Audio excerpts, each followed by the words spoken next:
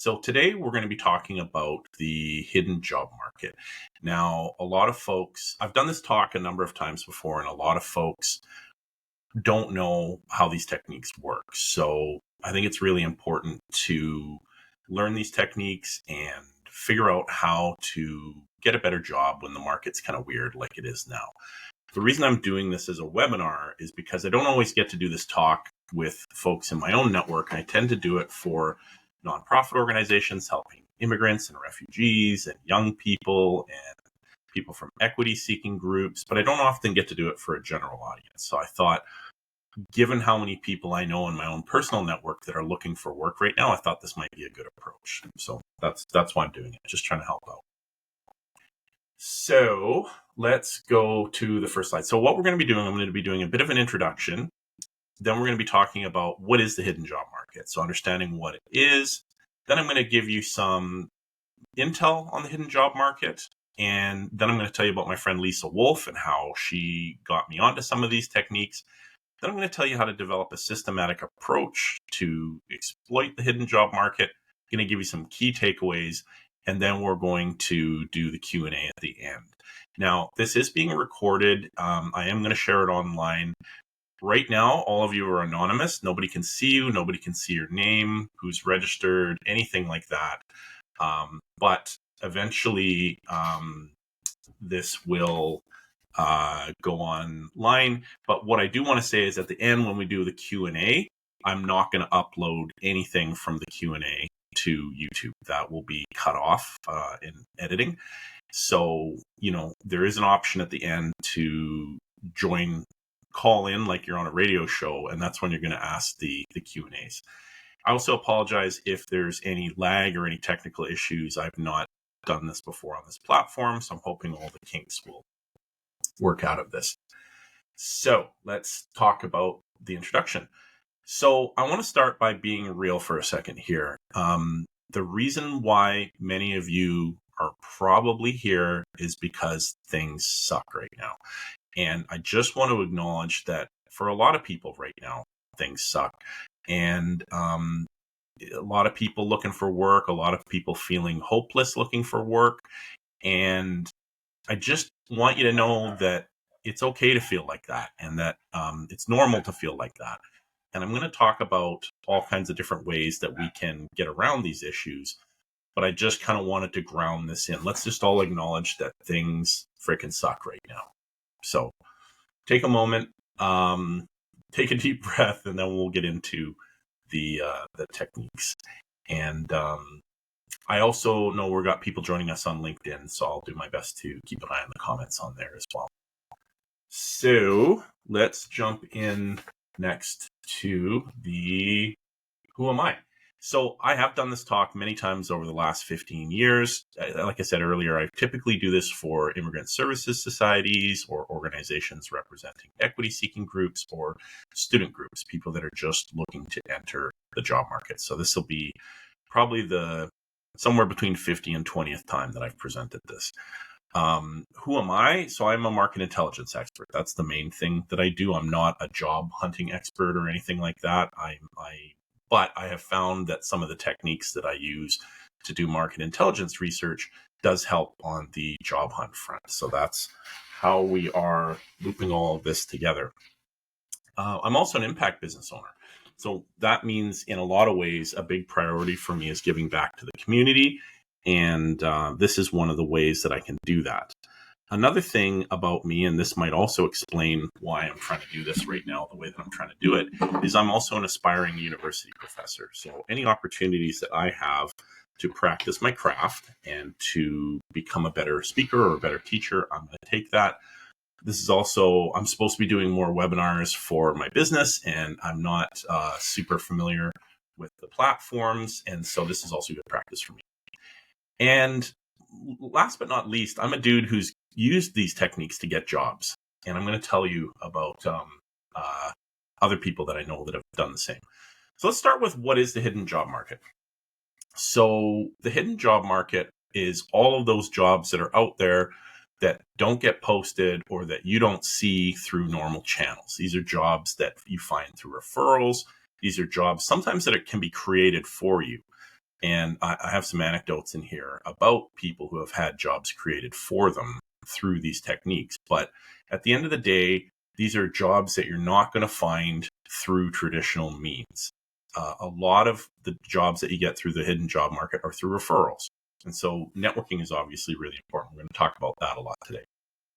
But what the hidden job market is in part what it is not, which is carpet bombing job posting sites to try to get a job. So that's what we're talking about this. So I want to tell you about a personal story of someone that this was years and years ago, when my kids were little. I had someone come into my work at Innovate BC. This is, I think, predates LinkedIn.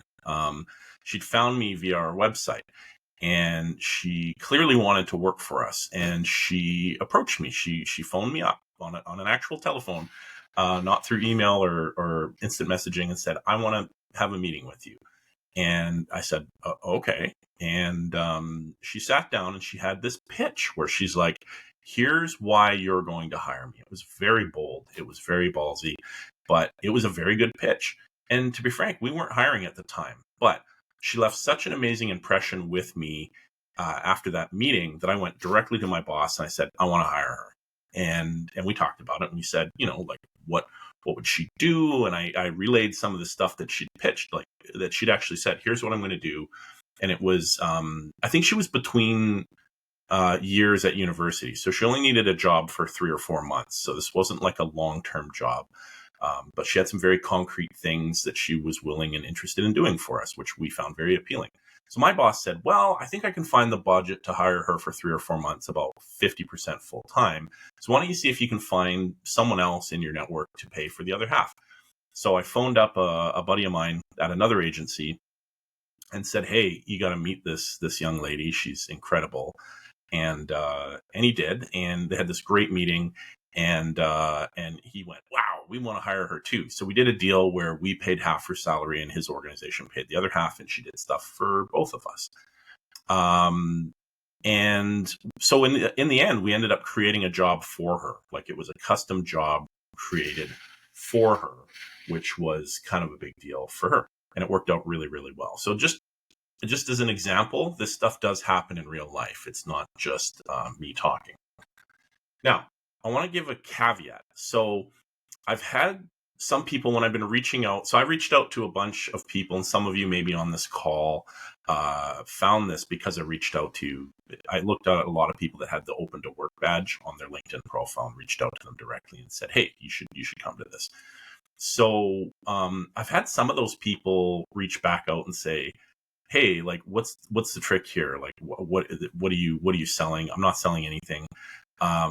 And I've also had some people actually say that the hidden job market isn't real, that this stuff is not effective. So what I want to say is, there is no one way to find a job. I'm going to teach you this way, which is only one of the ways that you can do it, but there are others. One of the people that I was talking to had some, I think, not amazing advice about sort of carpet bombing every posting and that's out there with then that would be a good campaign. I just don't think that's smart for most people. So but these techniques that I'm going to be teaching you today, they work, but I think the main caveat around that is you have to be bold. So you have to be willing to put yourself out there, network, and reach out to folks. So let's dive into understanding the hidden job market. First, we're going to talk about traditional job hunting. So some of the challenges with that is high competition, especially in the market we're in now. If you're on LinkedIn, you've probably seen some of these LinkedIn job postings, and it's a little demoralizing because it actually shows you how many people have applied for the job that you clicked on, and gives you a little information about. So some of these jobs are 100 people, 200 people, and you're looking at that and going, "Holy crap, like, how am I going to compete with that?" There's also limited job opportunities that get posted. A lot of the jobs that get posted are maybe not a good fit for you, or the pay is too low. I mean, we're going through a cost of living crisis right now, so you kind of need a job that at least pays a living wage, which where I live in Vancouver, Canada, is about $24 an hour. Anything lower than that, and you are probably not going to be able to make ends meet. So sometimes, yeah, it's hard to find the right opportunity. There's also a lot of generic applications that end up in the system. So you'll get people like the guy I was talking about who say, just carpet bomb everything. Don't write cover letters. Don't prepare for interviews. Just bam, send your resume out to thousands of jobs if you have to. It's a numbers game. But this has become a little bit of an arms race because the companies that are taking these hundreds and hundreds of applications are now using software to screen resumes. So it becomes very automatic and impersonal, which is the next point. So it can be a very impersonal process that doesn't really allow you to let your best self shine through. So that's also very hard. It's also hard to get feedback. A lot of folks that are hiring don't let you know if you're not the successful candidate, or I've had in the past where I've applied for jobs where they let me know 6 months later that I'd been shortlisted, and I'm kind of like, oh, holy crap, like, I'm sorry, I don't know who's got 6 months to wait around for a job offer, but I took another offer. So it's not always easy to get the feedback that you need.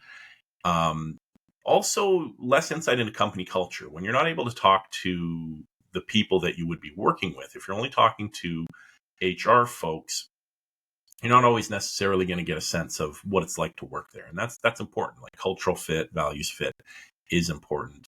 I also feel like when you're throwing your resume up on these job boards, because they use these application screening tools, it really relies very heavily on your paper qualifications.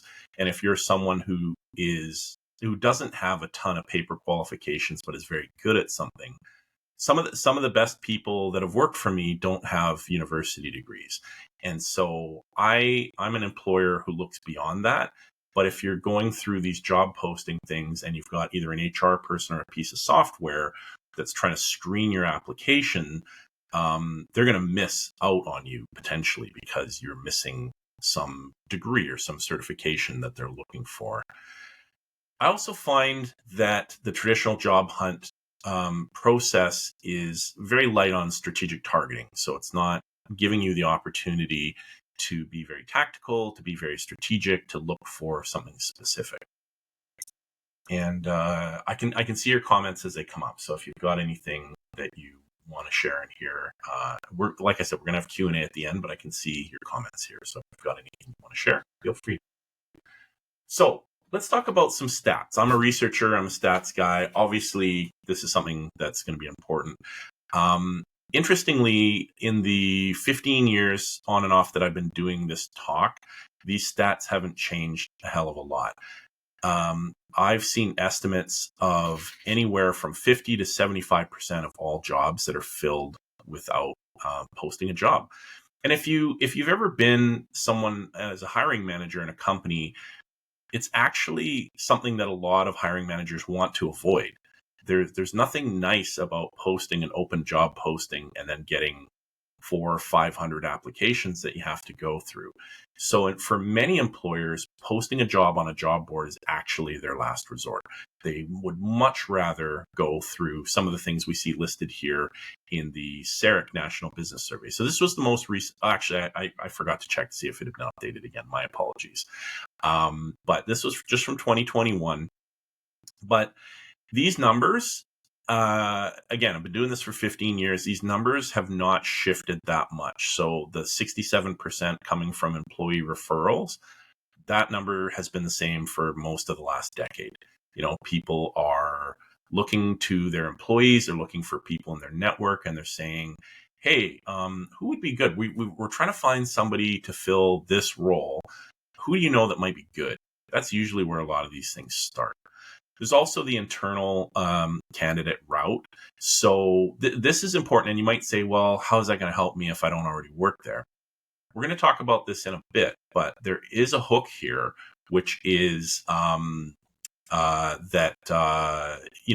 if you can get a contract position with one of these companies, you then become an internal candidate. So covering a maternity leave or short-term leave. And Annie's got a question here. Do these stats apply to all industries? I feel like public service government probably can't direct hire without posting.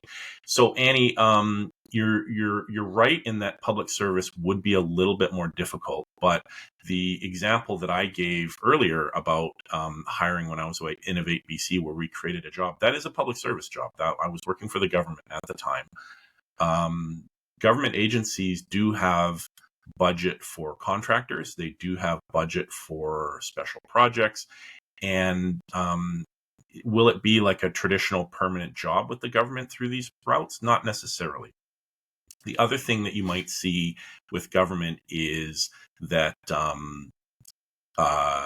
they're aware of a position that's coming up that you can get shortlisted for before it even gets posted. So sometimes you can get that warm introduction through a government contact that can help you get at the front of the line for hidden. So yeah, I mean, government, because it's public service, everything has to be a lot more transparent. So if they did direct hires without posting a job, they might get in trouble. So you're right on that, but there are some exceptions. So great question.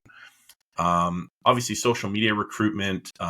Sometimes these jobs get posted through groups, LinkedIn groups. So I belong to one that's for market research professionals. So I also am on a mailing list for my alumni group from one of my graduate degrees, where for Masters of Public Policy at SFU, where the school actually will post opportunities to the alumni to say, hey, because we're all public policy professionals, right? So they say, hey, maybe someone in the network could use this job. Let me connect you directly to this person. So there are absolutely networks that are out there that are posting jobs that either you wouldn't have seen or maybe aren't even getting posted publicly. They're just some of these jobs live on organizations' websites and they don't go to a job board. So if you don't go and look at that website, you're never going to see it. So it's really hard to keep on top of those postings unless you're tapped into some of these networks. Obviously, internal candidates, co-op and internship programs. We're going to talk about some of Lisa's advice later, which is through getting access to these jobs through volunteer opportunities, which to me, I feel like is similar to a co-op or an internship program where it's sort of a test drive. It's either paid, it's not paid, that kind of thing. But, over 60% of jobs are filled with internal candidates, which is why getting your foot in the door with a contract opportunity or a short-term project is a great way to get into that part of the job market. So let's move on here. So let's talk about the current job market.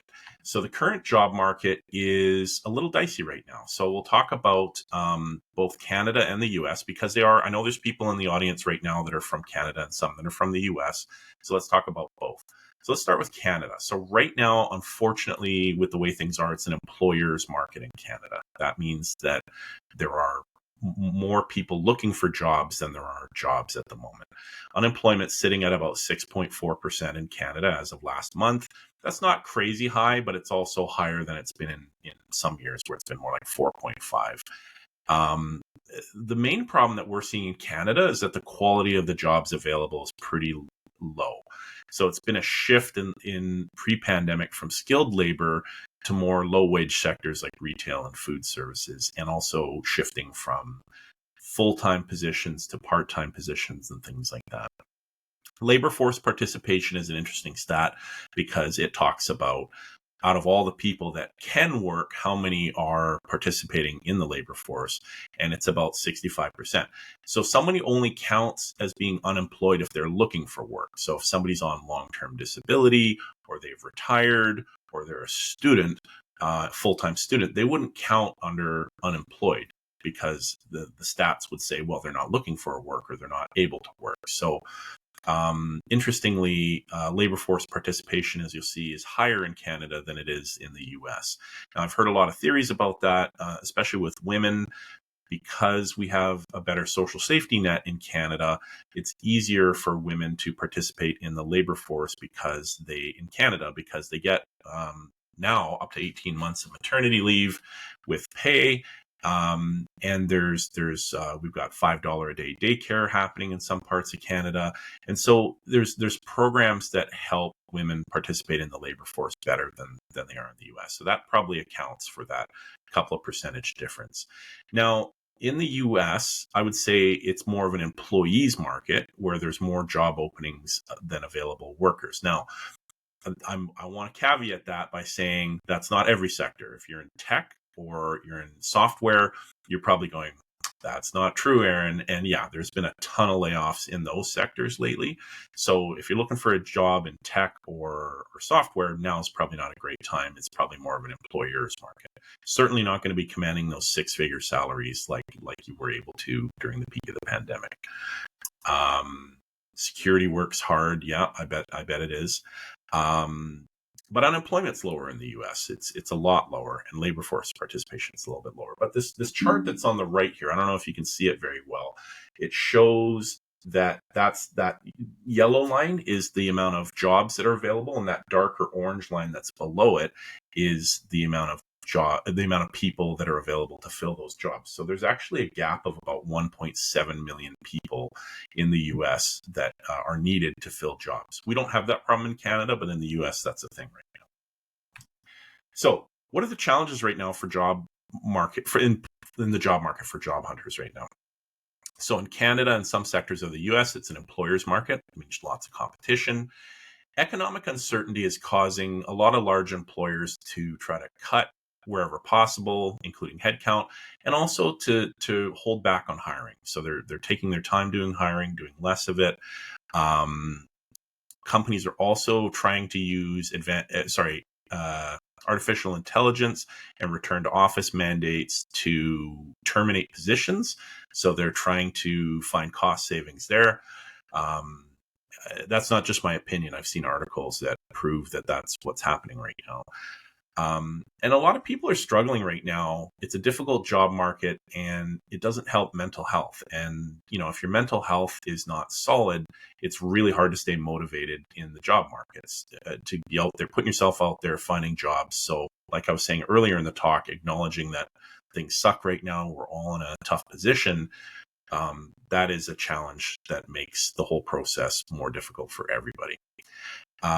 In-person networking used to be something that worked really well. It's not as common anymore in the post-pandemic era. People have moved to a lot of virtual events. And there's these applicant tracking systems, or ATSs, which are screening resumes before a human even gets to see them. Those are increasingly used. They suck. They're not good. So that's making it hard for folks like you too. So I want to talk about, let's shift gears here. I want to talk about Lisa Wolf. So Lisa was in many ways the inspiration for me to start doing talks about this, because she came to me looking for some help. Probably about 15 years ago, I'd met her through an industry association. I think it was Canadian Manufacturers and Exporters.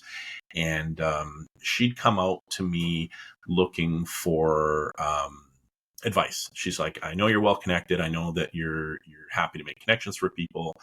And what she did was she said, and this is something a lot of people will do with me, she'll say, I want to talk to you about my job hunt. I said, okay. We went for coffee.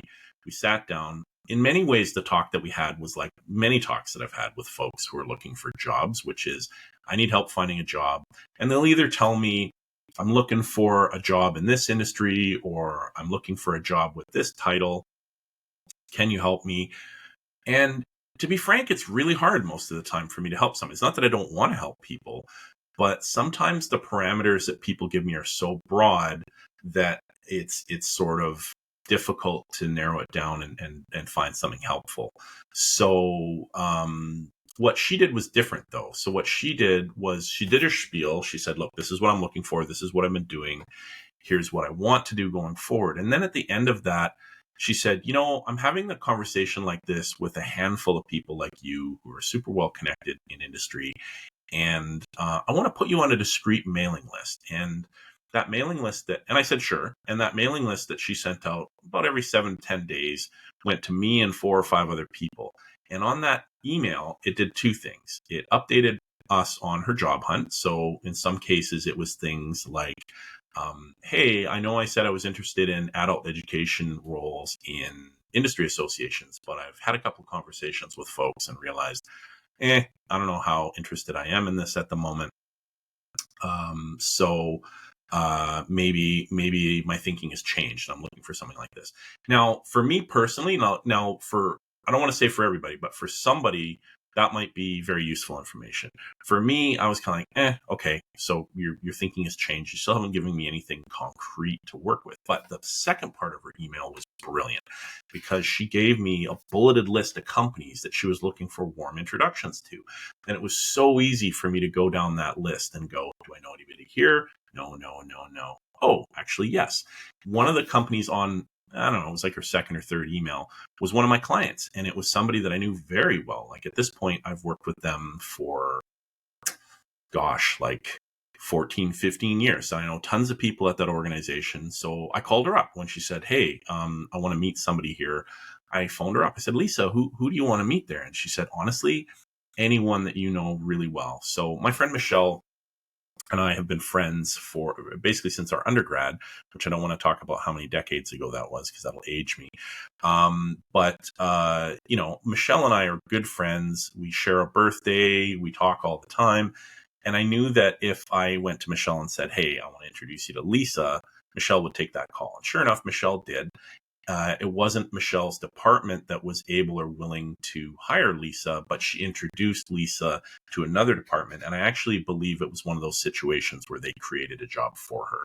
There wasn't necessarily a job waiting. So that really worked out. But I think the key thing in that email was that bulleted list of who can I introduce her to. That made it so I could go through that in 30 seconds and figure out what I could do to help her. Which was awesome. So it turns out that introduction that I made to her to my client did get her a job. And I don't say everybody should do this, but what she did that was kind of cool was she offered up a prize, which was a bottle of champagne. So whoever got her the job that through this system would get this bottle of champagne. And my wife and I enjoyed that bottle of champagne very much. Thank you. So that's what she did. But I want to talk about well, first off, she was going to try and be on this call, and she couldn't because of a vacation commitment. I did do a previously recorded video with her where I talked to her about some of these issues. I did not find a way to display it in this webinar, so when I cut up this webinar and post it on YouTube later, I am going to try to edit in the video content that she had, but I was very grateful that she made the time. So what I do want to share, though, are some of her tips and advice that she gave me during that talk. So one of the big ones I thought was good was she said, finding a job is a job. You need to spend a lot of time at it, like take it very seriously. And I definitely have seen some folks who don't take the job hunt seriously enough and they don't put enough. They apply for a couple of jobs, they don't hear back, and they go, nobody's hiring. And it's not that easy. There's always it's a lot of work. So definitely treat it like a job. Finding a job is a job. She was saying to definitely go for shorter, medium term contracts. For her, in many occasions, they've led to a permanent job. So I think that's good advice to kind of keep your mind open about the structure of the job. Covering a maternity leave, sometimes that person never comes back from maternity leave because they decide they don't want to re-enter the workforce or they want to change. So even though it looks like it could be super temporary, it can actually turn into something permanent. So she's had some luck with that. One of the questions I asked her was, what would you say to somebody who says they're no good at networking or they hate networking? And her advice, she's actually an introvert by nature, which is funny because my impression of her is not an introvert, but she would describe herself as an introvert. So she describes networking as a set of techniques and says you can learn them. And she was also suggesting that if the word networking is icky for you, maybe don't call it networking, call it something else. Like she had even said, call it working the hidden job market if you need to, if that's what keeps your gag reflex at bay. And she also said it's all about the warm introductions. And I agree with that. It is all about the warm introductions because that helps you get past a lot of the hurdles in the hidden job market. Now, she had an interesting take, which was on volunteering. She felt that volunteering, especially early in her career, had led to jobs for her. Again, that's almost like that internal candidate thing. If an organization, whether it's government, nonprofit, private sector, if they know you, although I don't recommend volunteering for private sector. I think that's icky. But if they get to know you through a volunteer gig, that's an opportunity for you to showcase who you are. So I thought that was decent advice.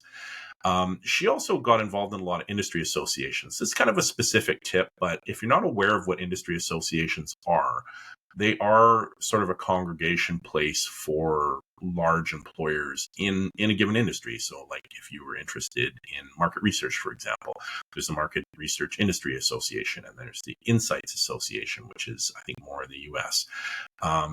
Almost every industry has an industry association, and they usually have events that you can attend. And if you're a job seeker or a new graduate, you can join those organizations often at a very, very discounted rate. So and there's also volunteer opportunities. So if you really want to get in there and kiss ass all over the industry, volunteering for an industry association might not be a bad idea. She also said to make sure to prepare for those formal and information interviews. That's what the next talk is going to be about, the one I'm doing tomorrow. So if you haven't signed up for that one, I'm going to be giving a lot of advice on how to prepare for those interviews, but that's something you can do. She also, this was a really interesting one that I'd never heard of before our talk the other day, was she felt like there are seasons in which you'll have more luck landing jobs. She felt like summer and Christmas are the best times because a lot of folks, in her opinion, aren't applying for jobs during that time because they've got other things they're doing. They're enjoying the holidays, they're going away. So she actually feels like there's less competition at times when people are on holidays. So she always has luck finding jobs around Christmas, which I hadn't thought of that. I thought it was good advice. So that was Lisa's system here, right? This is what she did. But then I've sort of taken it and said, hey, let's turn this into more of a systematic approach. Let's see if there's a way to make this work a little better. So the system that I came up with, and this is a system that I teach most people, is we start with figuring out what you want to do. Then you're going to obtain some intel. So this is where the market intel stuff comes in about that stuff that you want to do. You're going to network with people who can help. You're going to get warm introductions and do information interviews. And at a high level, you're going to make it a campaign. So let's talk about each one of those things in turn. Now, this concept might not be familiar to all of you. You can Google this. There's lots of tips online on how to go through this exercise. So ikigai, I believe it's a Japanese term. And it's really about where these things in your life overlap. What do you love? What does the world need? What are you good at? And what can you be paid for? Now, lots of times when I'm helping people one-on-one with this, which I don't do very often anymore, so I apologize, I can't do this for individuals anymore. But one of the exercises that will often get people to go through is to make a list. I usually tell them to do the what do you love, what are you good at, and what can you get paid for, what the world needs.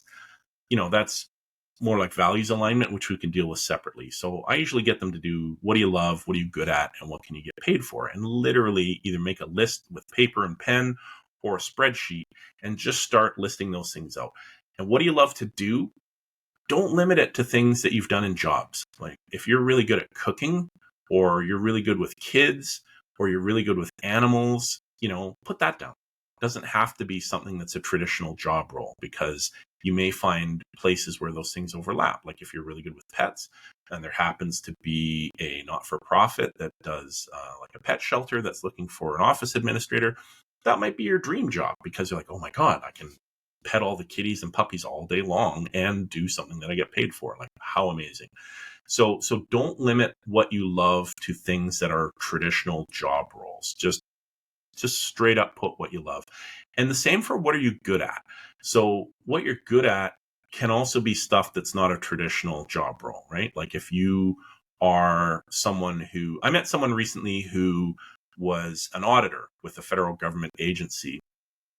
Not a very people-y type position, but they did end up doing some volunteer work with the Rail Museum up in Squamish that involved them working with people a lot more. So they were around trains, which is something that they loved, and they got to do tours with people. And it wasn't something they got to do in their normal job, but it was something they were good at and passionate about. So put those things down. And then make a list of things that you can be paid for. So that might be things that either you are capable of doing as a job or you have done in the past as a job. And then ultimately, you want to see where those three things overlap and then start to look for companies where you could do that thing or industries that you can do that thing. My number one advice with this is don't think about this in terms of job titles. That's a mistake that a lot of people make. And they're like, I need to be a this or I need to be a that. You got to leave that behind with this process because that's really going to limit your opportunities. You want to look at companies and industries. So what kind of companies are doing the kind of things where your ikigai circles overlap? Again, if it's animals and it's helping out animals that have been abused or abandoned, then you want to find a job in the animal shelter industry, right? As a not-for-profit. Or if it's you're good with people and you want to help people find jobs, maybe there's a government agency that you can work for that does those things. But don't worry about the job titles. I also think that values alignment is really important, which is where this right-hand circle, what the world needs, comes in. You want to make sure you're working somewhere where you feel like your personal values align with the values of the organization, right? Like I'm comfortable calling out one because I often will have people ask me, because I've worked with almost 1,000 companies at this point, like, Aaron, is there any company you would absolutely not work with? My answer is always Tim Hortons. So Tim Hortons, if you're not familiar, if you're coming from the US, it's like a Dunkin' Donuts type chain. Really shitty coffee, really shitty donuts. And their labor practices are abhorrent. They are huge exploiters of our immigration system, and they're just really, really, really bad from an employee perspective. So I would never work with them, not in a million years. So that would be a values misalignment for me because they don't treat people well. So, and that's super important to me, is that people get treated fairly and well. I'm a living wage employer. That kind of stuff's super important to me. So my last tip on this is just keep an open mind. You don't know where those things are going to align. It might be in an industry that you'd never thought of working in before. It might be a job you've never thought of working in before. So just keep an open mind. Next thing you want to do is gather some intelligence. So you want to make a list after you've done that exercise, this one. So make a list of companies where there is that alignment that you might want to work for, or maybe look at industries and then look at companies within those industries that are doing stuff that aligns with what you want to do and what you're good at. You also want to look for people who know these companies, so that are connected into these companies. So, you can go to LinkedIn and search for a company and then see who in your network is connected to folks at that company. So LinkedIn's a good tool for that. Or you can just ask around in your network. If you're not very active on LinkedIn, this is where that bulleted list of, hey, do you know anyone you can introduce me to at this company, or this company? Because you don't know who knows who, right? Like at one point, one of my next door neighbors where I live here was the vice president of real estate for a major grocery chain in Western Canada. I just knew him. We talked about our kids because our kids played together sometimes, and we didn't talk about work ever. But if somebody had said, hey, I'm looking for a job in real estate management for large retail chains, I could have gone, I know a guy, and do an introduction. So you also want to find out what events or organizations these companies are participating in. Are they a part of those industry associations we talked about? Are they going to be at a job fair? Are they going to be doing a presentation at your school? Like, you want to find out where they're going to be so you can decide if you want to go meet them there. We talked about industry associations. I also like to look at their most recent job postings. So if you look on Indeed, you looked on LinkedIn, whatever job boards you're comfortable with, it's usually a good idea to see what kind of jobs they've been hiring for lately. That might be an indicator of growth in a certain area of the company, or, just to give you an idea of, well, if they have a lot of postings too, if they're having a lot of postings, that's usually indicative of things are going well there. So it might not be a bad time to get a job there. So how do you network for warm introductions? So this is the part I think that most people struggle with. So like Lisa, you want to pick well-connected individuals so you can do that. I'm looking for a job talk with them and put them on your mailing list. absolutely use Lisa's email list idea to give them concrete things to help you with. That was amazing, especially that bulleted list of I need warm introductions to ba ba ba ba ba ba ba. That was really good tactic and probably the thing that helped her the most. Also, ask for advice on events or volunteer gigs that would give you exposure to people in a certain industry or company. When you're talking to folks, say like, hey, where can I meet some of these kind of people? Where are they hanging out? Ask for that. And ultimately, what you're aiming for is information interviews. And we're going to talk about that shortly in terms of what that is. And the talk that I'm doing tomorrow is all about how you prepare like a market intelligence researcher for those information interviews. But that's your goal with all of this, is to get information interviews so that you are getting your foot in the door and talking to the right people. Now, what do you do in an information interview? Number one, do not ask for a job. That's the worst thing that you can do. And that's the fear of everyone that says yes to an information interview, is they're like, I want to be helpful, but I know this person's going to hit me up for a job, and it's so irritating. So, I'll do information interviews sometimes, and sometimes I have to put that right up front as a caveat to say, just FYI, we're not hiring. And because I don't want to have anybody have false expectations. So don't put them on the back foot by bugging them for a job. That's the wrong tactic with these information interviews. Ask for advice. Ask about how they got into the industry and how they feel about it. Like, would you do this again? What did you go to school for to get into this? What qualifications does somebody need to have to get into this industry? What's the current job market like for this industry? Who's hiring? Where could someone like me find a gig? And sometimes this is going to lead to, I got a job that way many years ago.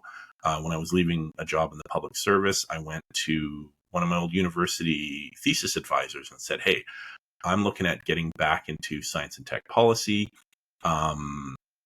Where can I find work like that? And he went, actually, I think my friend Jim is hiring for an analyst role over at Innovate BC. I'll talk to him and see if he's still trying to fill that role. He talked to Jim. Jim called me, and I think I had the job 3 days later. So asking directly for work is not going to be successful, but you might be surprised at where those referrals could go, because they might have just had a conversation with somebody in the last couple of days or the last week about a specific opportunity. So don't be shy to ask about that kind of stuff. Now, most importantly, you want to make it a campaign. I don't know why somebody's LinkedIn profile is in there. Don't mind me. It's my friend Jackie. She's amazing. So make it a campaign and, get organized. So I'm a spreadsheet nerd, so I would probably make a spreadsheet and have those companies as rows, and maybe the columns would be things like, who does my intro to that company? Did I have a conversation with them? Did I get into an event that they're at?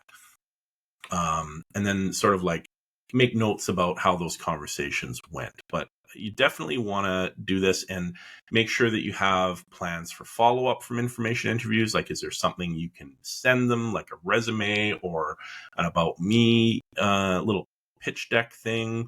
Or I've seen some people do videos, or they have landing pages. Like, there's all kinds of things you can do. But like Lisa said, finding a job is a job.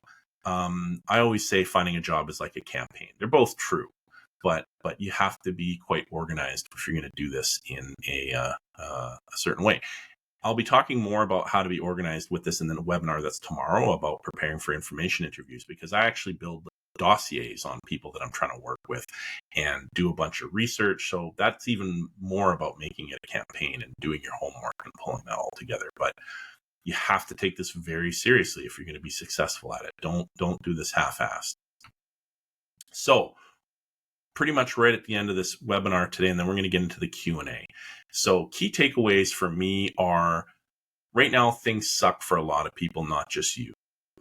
It's really hard not to take this personally, but it isn't you, it's the economy. And if you look around you and you see lots of people struggling to find work, it's affecting a lot of people. So it really isn't personal, and it's hard not to take it personally, but it is powers well beyond your control that are making it hard for you to find a job right now.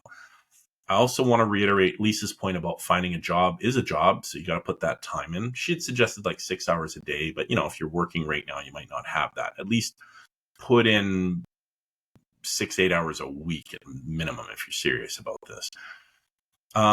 You really do need to know what you want before starting this process. That's why that Ikigai exercise, I think, is good. You need to do some self-reflection.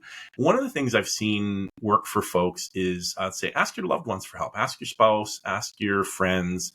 If you want to make those 3-column lists of things you're good at, things you love to do, and things that people might be willing to pay you for, the people who love and know you the best might actually have more things they can add to that list than you would have thought of.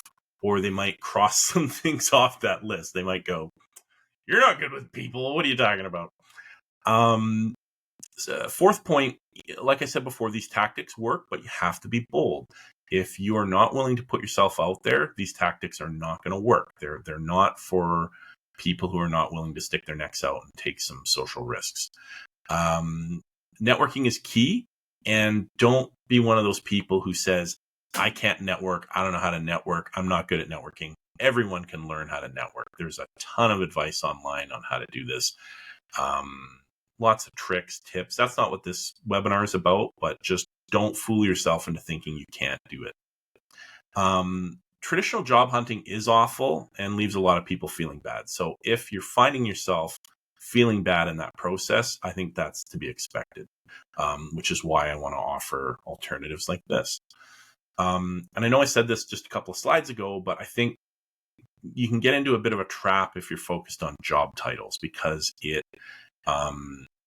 even across industries, right? Like one job might be called one thing in one industry and another in another. So it might be effectively the same job, but if you're not calling it that job title, you might be missing out on that opportunity. So you really want to focus on what is it you do at that job, not what the job title is. And so it helps you stay open to the possibilities that are out there. And if you've ever read How to Win Friends and Influence People, which is a book that's over 100 years old, and other than the misogyny section that I've noticed they've edited out of more recent editions, it has some solid advice. And one of the big takeaways for me when I read that book many years ago was asking people for a favor makes them feel important. It's actually a way to connect with people, is to ask them for a favor. So when you're asking for information interviews, you don't need to be embarrassed and you don't need to be shy, because in many ways, asking somebody for an information interview is a huge compliment, because you're telling them, "Hey, I think you look like you got your shit together, and I'd love to learn from you." So that is a way to tell that person, especially if they're not senior, if they're like middle management, and that's usually a good target, is somebody in middle management, because they don't often get asked for their opinion or asked to give advice on things. So it can be a real compliment. So those are the key takeaways. And then we've got time to get into questions and answers.